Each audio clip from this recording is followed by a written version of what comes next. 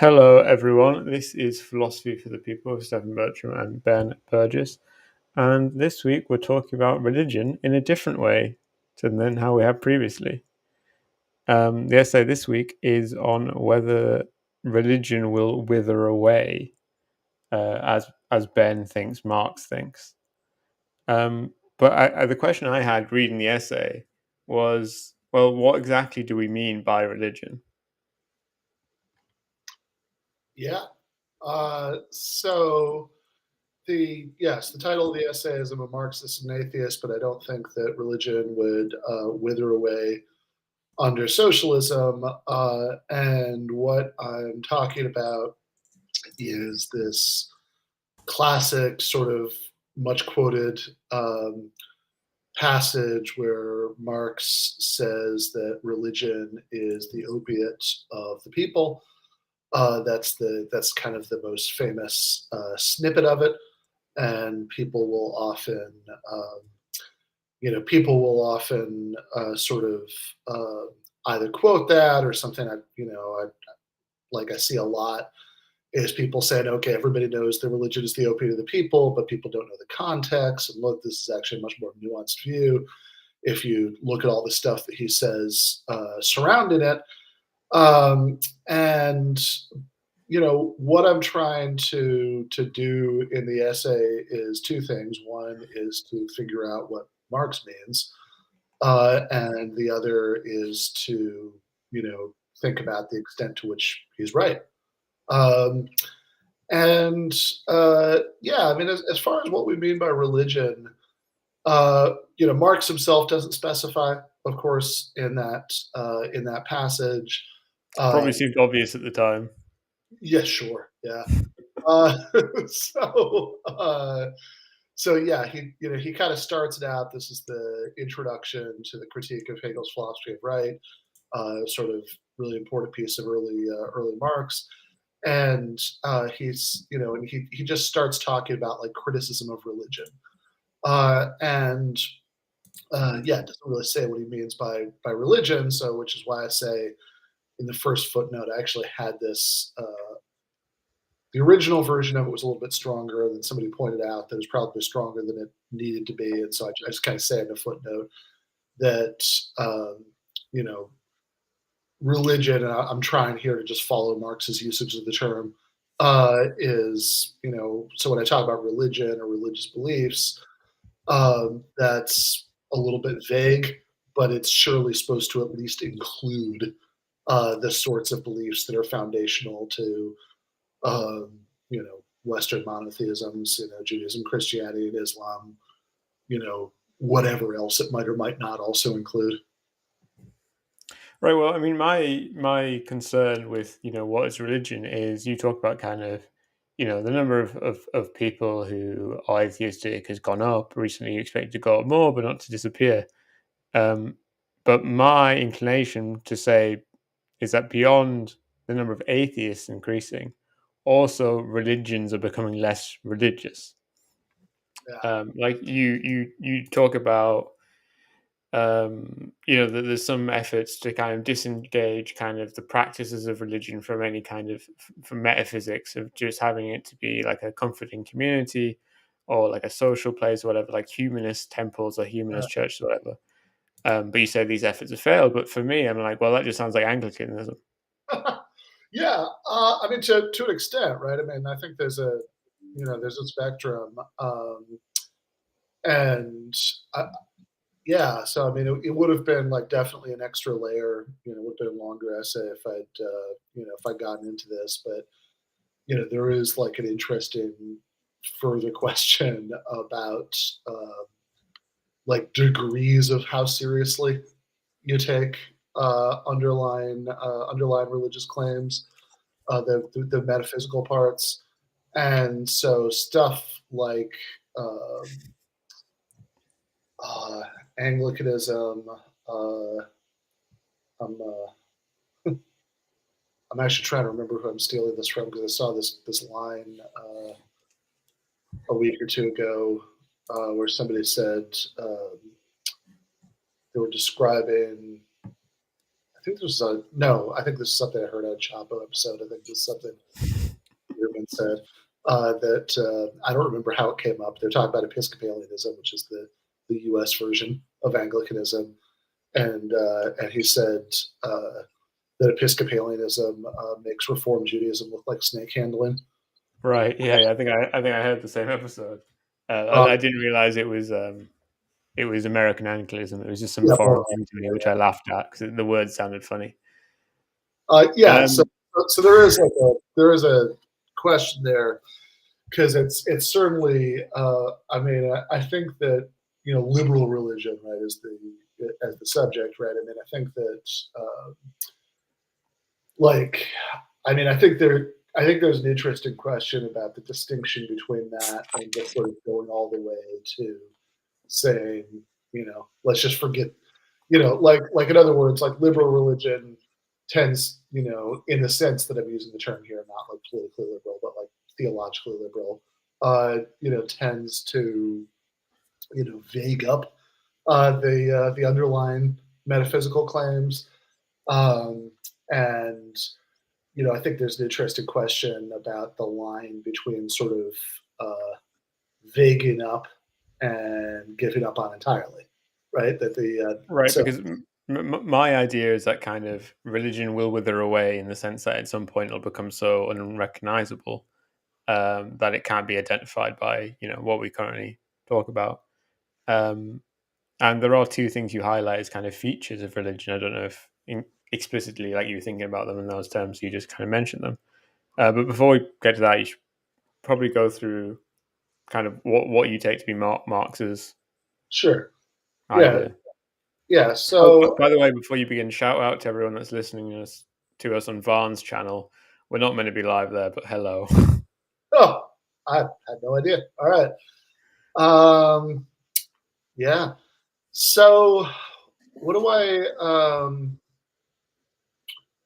I think that so Marx says in this famous passage from the introduction, the critique of Hegel's philosophy of right, that criticism starts with criticism of religion and the sort of demand for the end of religion is the demand for the end of religious illusions is really the demand for the end of a condition that requires illusions.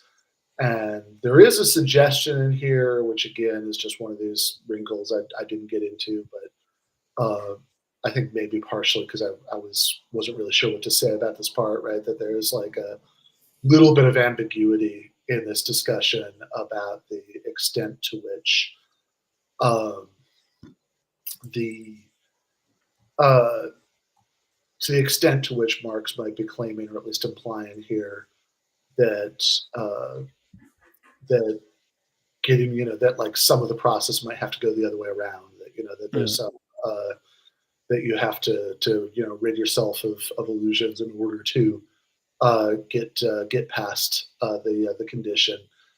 Because the sort of when the poetry kind of gets best at the end of the passage, he does sort of seem to be saying that. He says that the criticism is plucked the flower from the chain, not so that it can bear the chain without the flower, but so it can cast off the chain and pluck the living flower.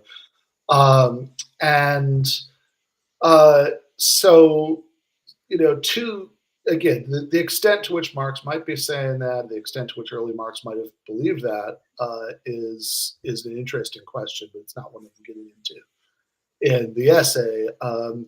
What interests me is the part that's the other way around, right? So assuming that assuming that lots of people are still religious at the point where society transitions to socialism, then what happens after that? And the idea when he talks about religious illusions and the condition that requires illusions, one thing that does seem to be reasonably clear about what he's saying is that class society is a condition that requires illusions. That once we get past class society, then we'll no longer be in a condition that that requires illusions. And this is like this is a pattern of Marx's thought, that he thinks about a lot of things, that there are various kinds of illusions that you can't you sort of um, you can't defeat intellectually, because they have deeper sources than that. Real illusions, as Daniel Dennett would say. Yeah, yeah, yeah, exactly, right. So as opposed to like hallucinations that go away once you realize that it's not really there. Um, that that there are other kinds of illusions that are more like, the analogy of saying it's like a desert mirage, where it's still, you could understand perfectly that that it's a mirage, that it's not really there, and that doesn't impact your visual experience at all. You're still seeing it. Um, and and I think this is for example, part of Marx's point about commodity fetishism in Capital, that the way that in Marx's analysis the sort of uh, social relations between people take the form of these autonomous relations between things, that that the commodities themselves are exerting this power. This is an illusion, but it's not an illusion that can be cured by reading the fetishism chapter of Capital. You won't actually start to experience any of this differently once you've carefully gone through it with your reading group, and felt sure that you understand it. You're still going to have the same experience of life under capitalism that you had before, because it's just that experience, even though in an important sense it's illusory. It's just a function of the way that the system is set up. And But you don't think in that sense that we can't see past this thing, then certainly in that sense religion has withered away. yeah, right. I mean, so there's an interesting question about whether religious illusions were ever quite as strong as that. So I think it's kind of easy to assume that there were. That so Let me see if I can find this actually as I'm thinking about it. That like there's just a time when like nobody could imagine any of this being false, and I am inclined to think that doesn't seem to be at least as true about the time in question as we might think. There's a fascinating lecture from Gresham College that direct people out about this. This Alex Ryrie. It's called "How to Be an Atheist in Medieval Europe," and he's looking at all these like old like court records of like people who are like found themselves hauled before a church court because they said there's no God or something like that. And Mm. it's and I mean it is interestingly really different from modern atheism, because it's and it's sort of less obviously justified. That like it's because all possible educated opinion goes against it, etc. Like anybody's like a scholar who spends their time thinking about it is going to tell you that you're wrong. But like it's just sort of it's this kind of like this stuff you do seem that does seem to pop up every once in a while in medieval Europe, is like this kind of like bar stool sort of like, I don't know, that sounds like bullshit to me. Sort of I mean, but yeah, but I mean, surely there were also like a few people who were like, "What if we got rid of landlords?" right. Uh, Probably actually way more of the second thing than the first one, but I mean, probably a lot of the second one, but without kind of a concept of like, we're like, what, we'll have feudal relations, we just won't have a king. We'll yeah, just yeah, do feudalism amongst ourselves. yeah, right. Like No, how there, people imagine socialism as just kind of like cooperatives competing with each other or whatever. uh-huh. Yeah. Um, I mean, I think that there's, I mean, actually, I mean, whatever, don't want to get too sidetracked on this, but that is an interesting question because, uh, I mean, you do get like, I mean, the more of this history you read, I mean, it does seem like there are like peasant revolts or things that happen with like way more regularity than you'd expect. Yeah. And I And mean, and I guess for Marx and for Marxists, it's not that interesting to wonder about kind of what a very small share of the population thought, right? But rather to think about kind of what the possibilities of thought were for most people. yeah, I mean, I was going to say, I think probably most peasant revolts were Reformist. reformist, exactly. But I think you probably will find people here and there who were like, no, seriously, but like, what if we just don't need any of this? And they have a really hazy idea at best about what could exist instead. But yeah, I mean, I think that it's. I think it is almost certainly true that the possibilities of thought for certainly a larger segment of the population expanded considerably at the dawn of capitalism, at the scientific revolution, or kind of like there's a lot that was going on that that I think lent itself towards that. So the commodity fetishism thing is not a perfect analogy, um, but it's uh, but I think the comparison is that there are these sort of deeper than intellectual sources of the illusion, right? That even though like clearly not everybody is equally susceptible to it, and surely fewer people, more people are capable of intellectually resisting it than was the case in medieval Europe by a lot, right? But it's still it's still the case that um, Marx thinks um, that there are these deeper sources. There are sources of religious belief that are non-rational, and that it's going to that there aren't in other words that people um, that they like something that like very rarely happens is, I mean, I'm not going to say never, but very rarely is that somebody's entire reason for believing in the existence of God is that they, I don't know, read Alvin Plantinga or something, and you Yeah, know, the idea is very funny. like, you're just like, oh my God, you're right, right? There is a God. How could I be so foolish? Like, again, not going to say never, but like, I don't think that's the typical experience, right? I mean, I think that typically people have a lot more sort of basic reasons for believing, and maybe reading Planet or whatever helps them feel better about it because it sort of shores up some doubts. But uh, but it's and helps sort of keep them that way. But like that's not really the main reason that they're religious. And I think they're probably real. Accepting all this so far, right? I mean, I think everything so far is just like obviously true.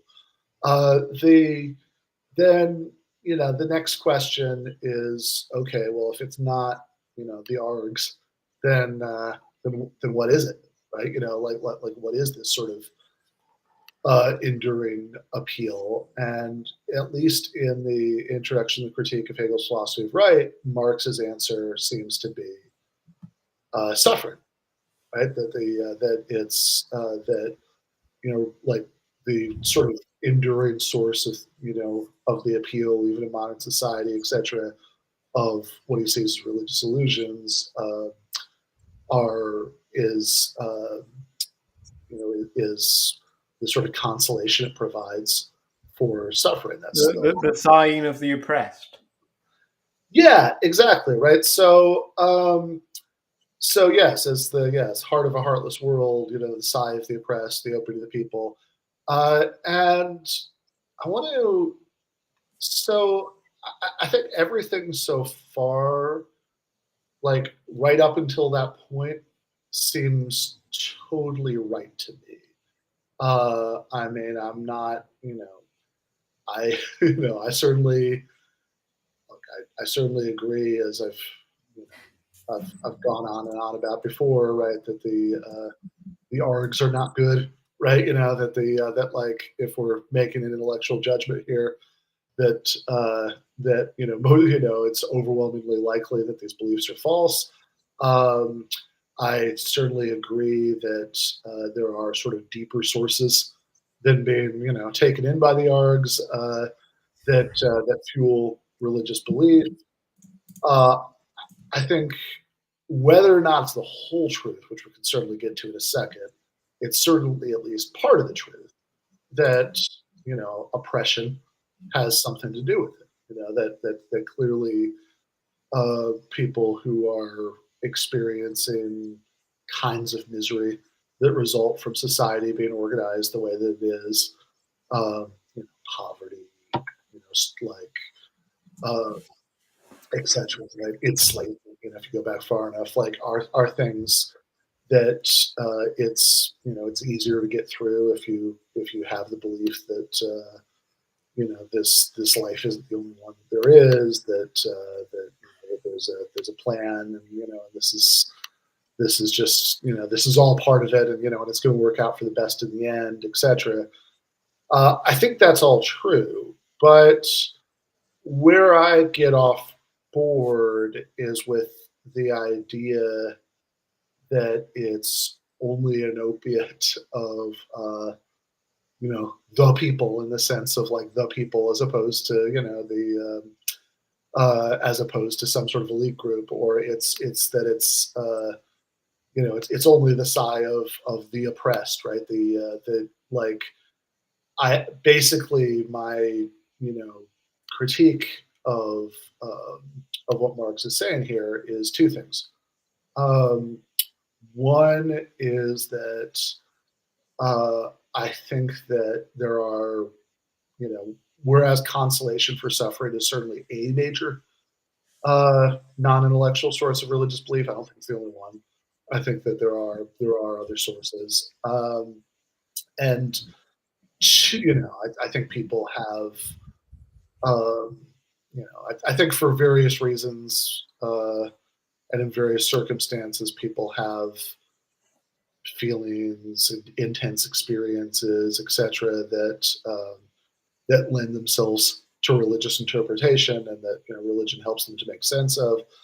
Um, but I also think, putting that aside, even that my sort of most basic beef with Marx's analysis in this passage is that, look, I mean, the condition that requires illusions is to some extent just the condition of being a person. Right, and you highlight in the essay two kind of things which you think people will always kind of like. Well, you highlight a few, but two that I kind of thought were important was the idea that we're mortal and the idea that we'll die, and this applies to everyone, right? So one is kind of the belief that another life is an important form of consolation, and the other one is that regardless of what happens, horrible, unpredictable things can still happen, and in those circumstances, it is again kind of psychologically useful to believe there's someone out there with a plan. Yeah, yeah, exactly. Like it's that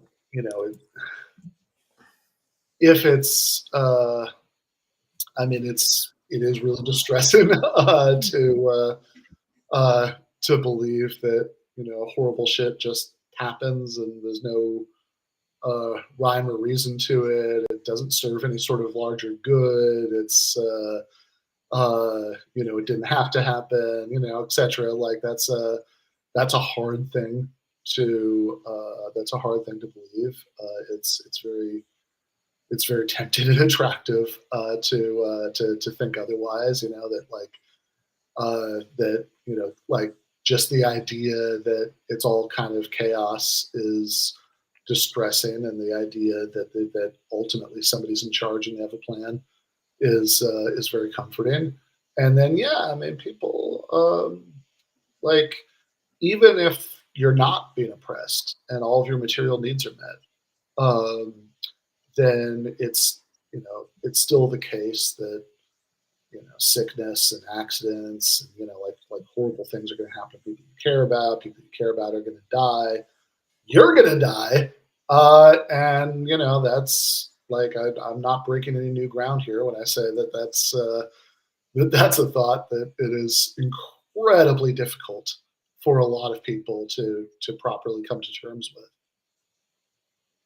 I mean, I guess my question would be, Doctor Smurfo is of course says the most important thing ultimately here, and I endorse the scientific method on display there.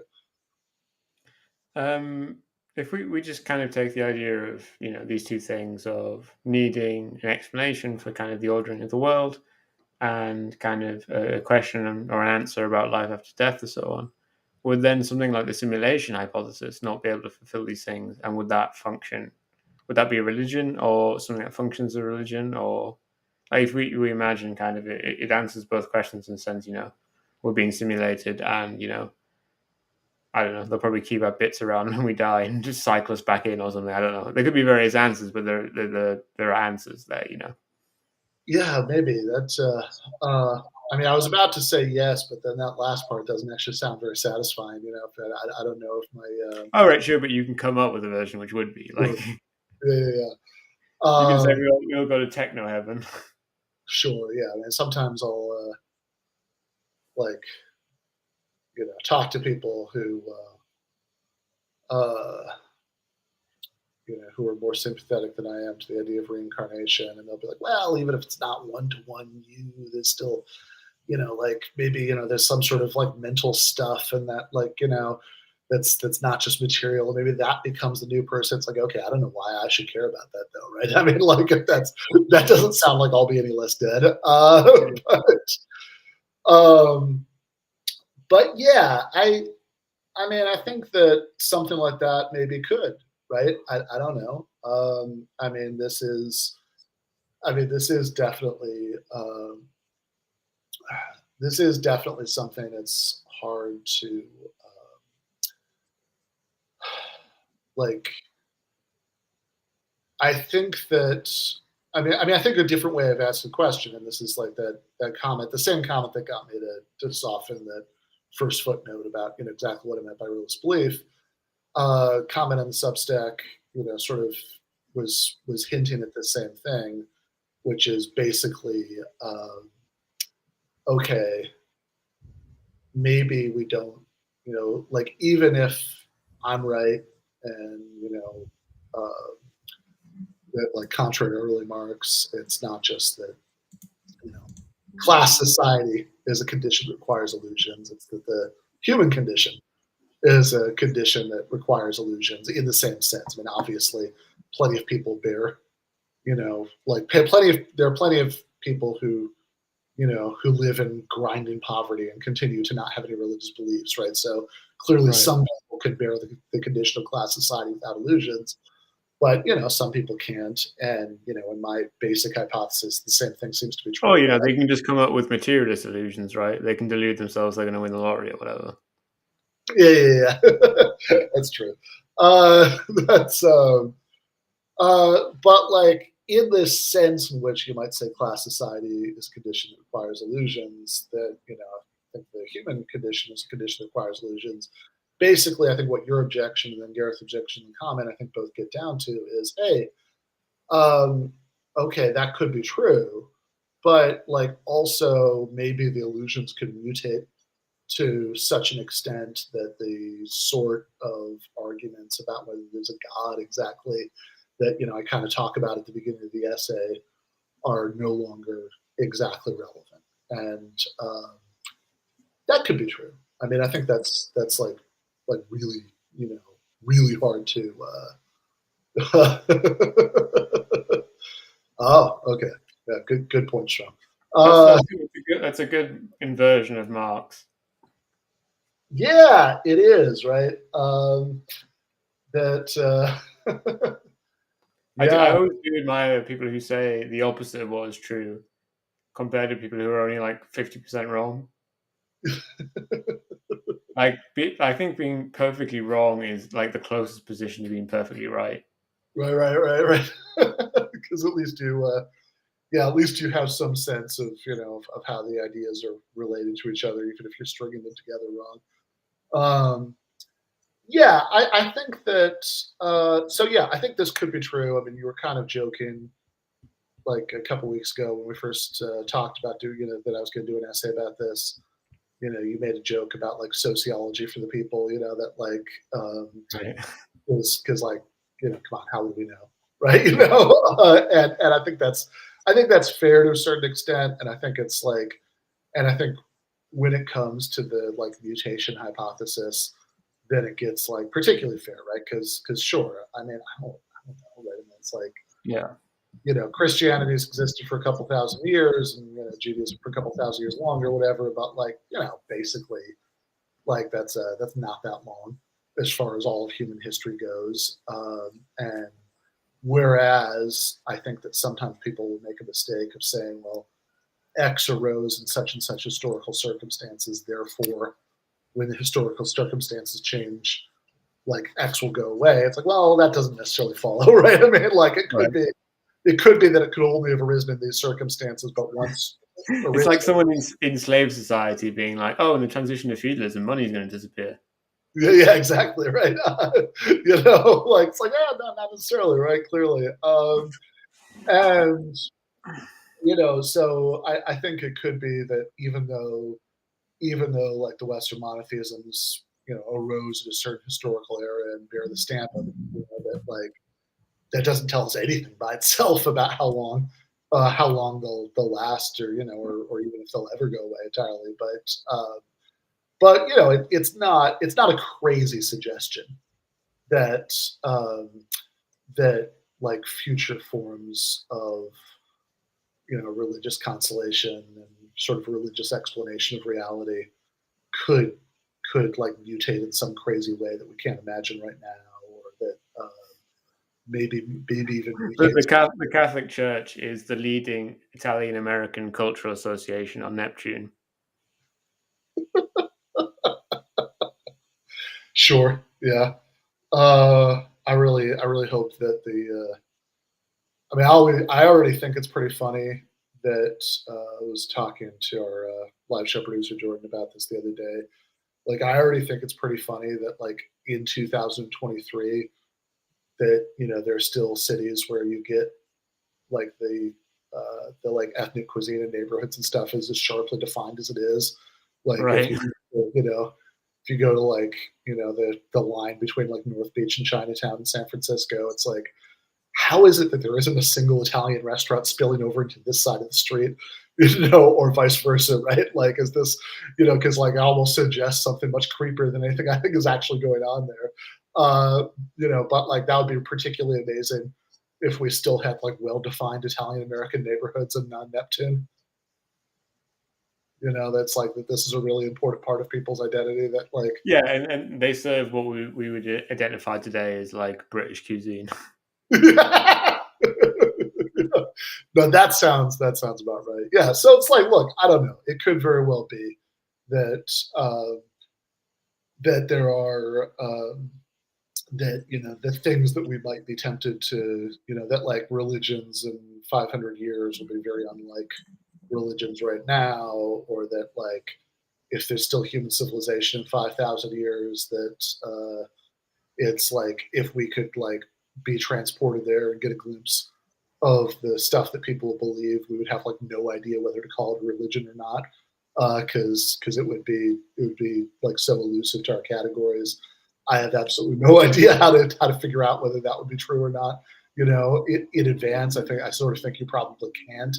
But I think there's a sort of more basic point that survives that, right? In other words, like it could be that like, okay, sure, maybe Christianity won't exist uh, in a few hundred years or whatever. I mean, again, maybe not. I do think that like sometimes related to the point about how things arise in certain historical circumstances, but then survive in others. Like, I do think that sometimes when people talk about like what they think would happen under socialism, I think they make this sort of weird inference to from like just because we're organizing relations of production differently, that doesn't actually mean we've like shaken an etch a sketch on all of previously existing culture. I mean stuff.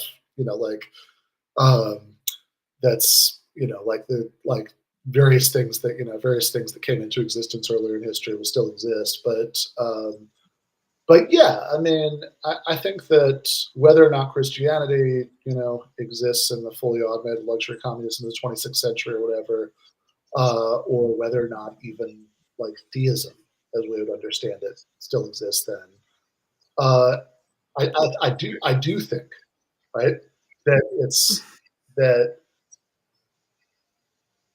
I do think that there are some good reasons to be skeptical of the idea that like everybody's just going to be like you know, like an atheistic materialist with no, without a,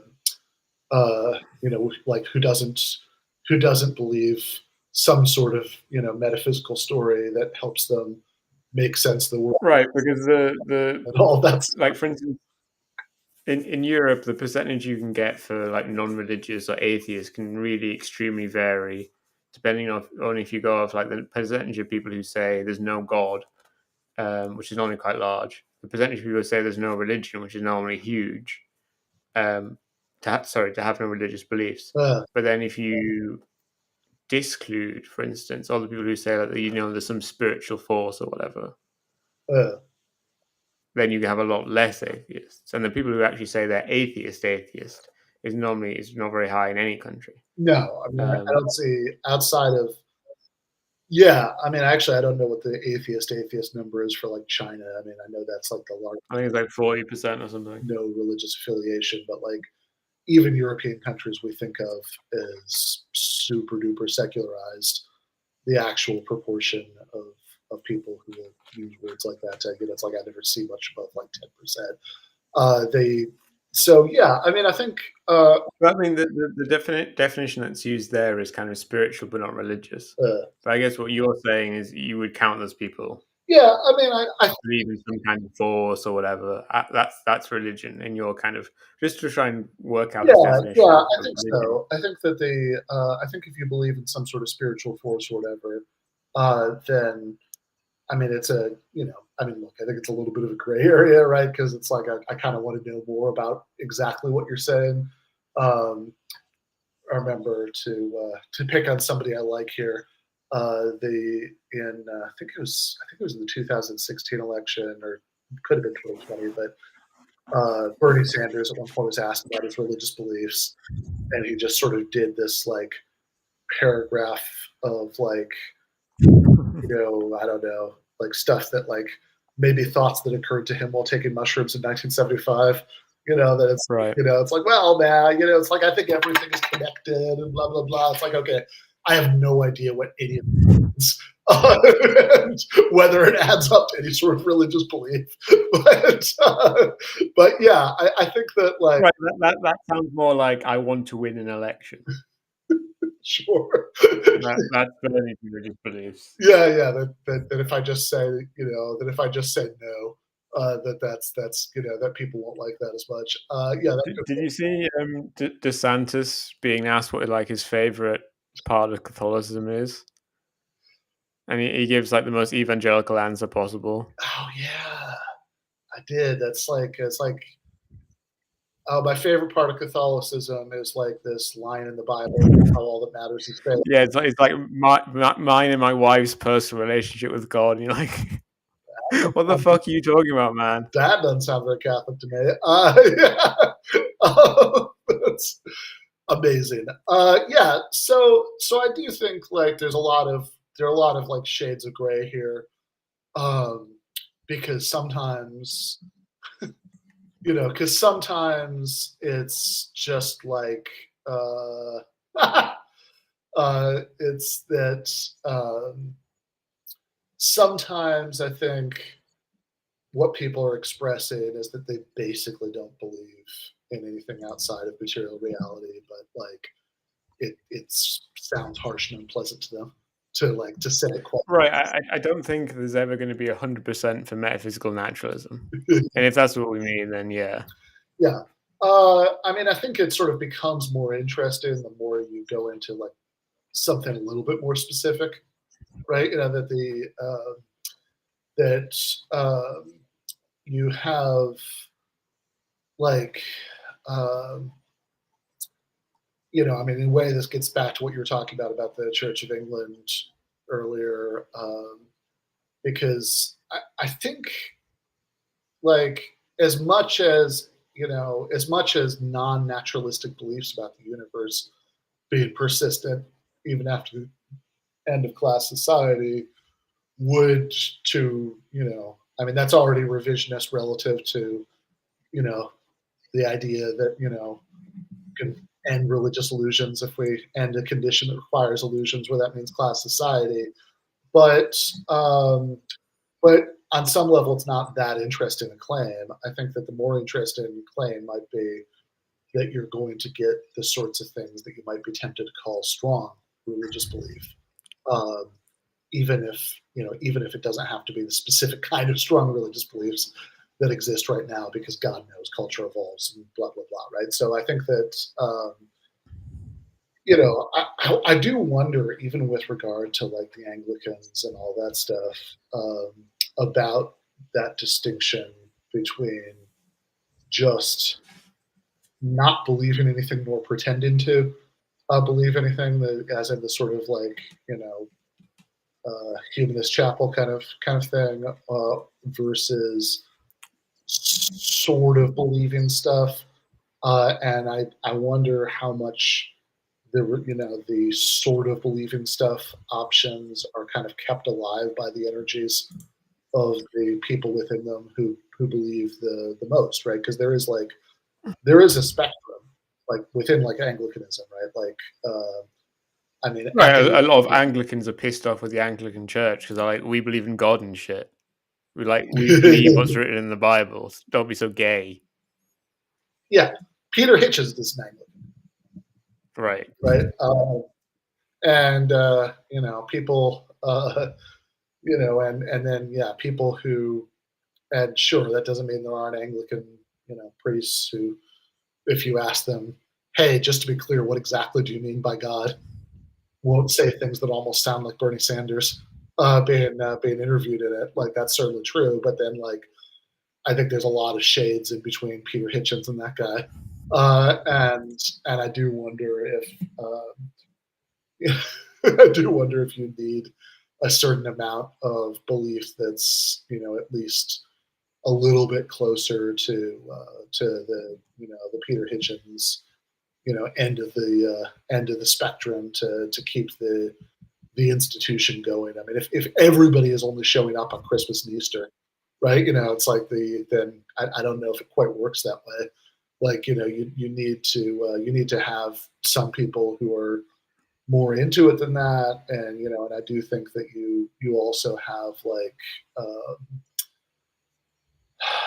you also have people like I think you have patterns that will play out over time of individuals and families and whatever sort of maybe drifting to being not at all religious, and then like you'll get like a revival of religiosity, and then people who like don't want to give it up entirely but want to tone it down from that, and whatever, like but like I think there is gonna like I think you can get like some pretty strong religion in the mix without having to have material deprivation fuel it. And one obvious reason to think that is that in the society where we live right now, like there are lots of people who have are not really economically struggling in any way, who have very materially comfortable lives, and who become like super duper intensely religious and I mean, and I think the definitions you gave, I think, are good for a minimal definition. Like, it's very hard to define religion. It's not just us being silly here. Like, if you go in the Uh, concept of the concept of Wikipedia, the concept of religion article on the Stanford Encyclopedia of Philosophy, it's a lot yeah. of vague posting and being like, well, different people have different ideas. Um, and it's changed throughout history and it's expanded in the Roman times. It meant something else, which is, when they start talking about Roman times, in articles, there's no like current consensus. Um, but I think that the idea of kind of another life, or another realm, another world, this kind of idea, and that someone or maybe something in terms of like karma or whatever is in charge, or if not in charge, is like Yeah, right. keeping an eye on things. Those are kind of I think minimal kind of conditions we could talk about, and I agree with you that it will be very difficult for those things to wither away before we get to some point of really high technology. Do you know about the Culture series? Yeah, I think I read like one of those, the Inbanks. Right, because the Culture series is where it's such a kind of high level of communism that it's impossible for banks to like write any interesting novels within the culture. So they're all either Right. on the fringes of the culture, which is the culture.